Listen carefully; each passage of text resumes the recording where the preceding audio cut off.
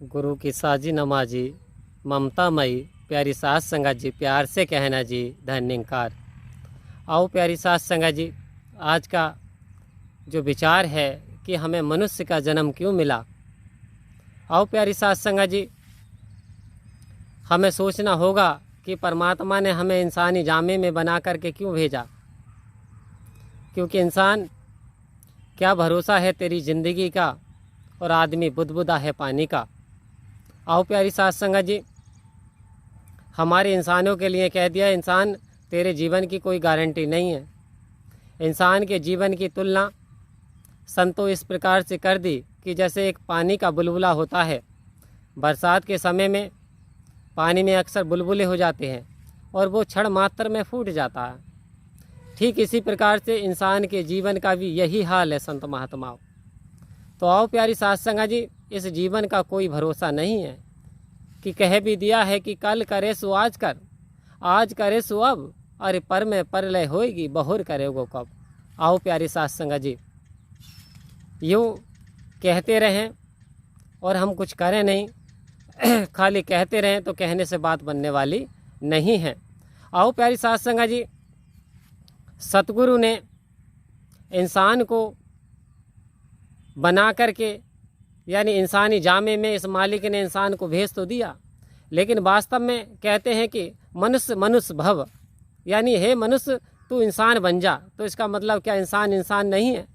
आओ प्यारी सास संगत जी, इंसान वास्तव में इंसान नहीं होता जब तक कि उसके अंदर इंसानी वाली क्वालिटियाँ या गुण नहीं होते।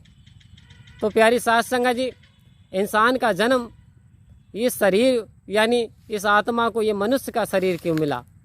प्यारी सास संगत जी, ये आत्मा वेदों के अनुसार ये आत्मा, ये जो जीव ही, ये 84 लाख योनियाँ भोगने के बाद कहते हैं कि इंसान को मनुष्य का जन्म प्राप्त होता है। आओ प्यारी सास संगत जी, अब मनुष्य का जन्म तो प्राप्त हो गया, कह रहे कि ये जो मनुष्य का जन्म है ये तेरी लास्ट की सीढ़ी है।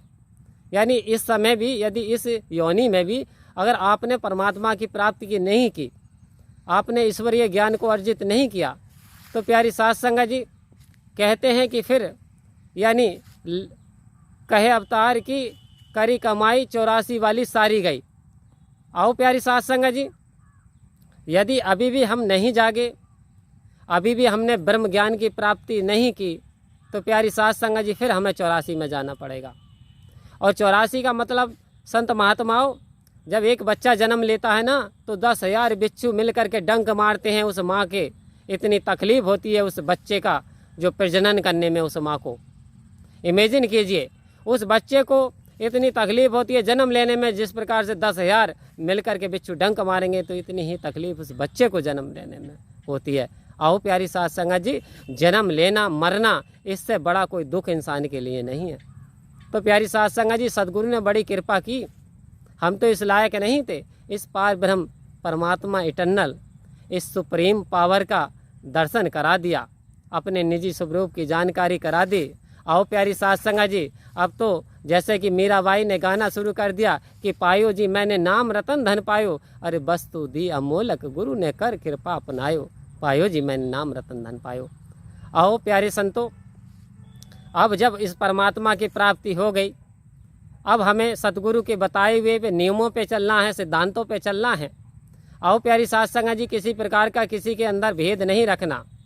ज्ञान ले लिया तो सबसे बड़ी हमें गलती नहीं करना कि हमें किसी की बुराई नहीं करनी, निंदा नहीं करनी, चुगली नहीं करनी। आओ प्यारी सास संगत जी, वरना क्या है, जो हमने पुण्य कमाया वो सारा का सारा एक चुगली करने से समाप्त हो जाता है।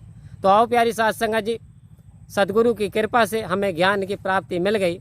अब हमें अपने जीवन को सफल बना लेना है। सदगुरु के इशारों पे यदि हम चलते हैं, सदगुरु के वचनों पे हम यदि चलते हैं, तो प्यारी सास संगत जी, हमारा जीवन जो है वो खुशहाल हो जाएगा और हम मोक्ष को प्राप्त हो जाएंगे।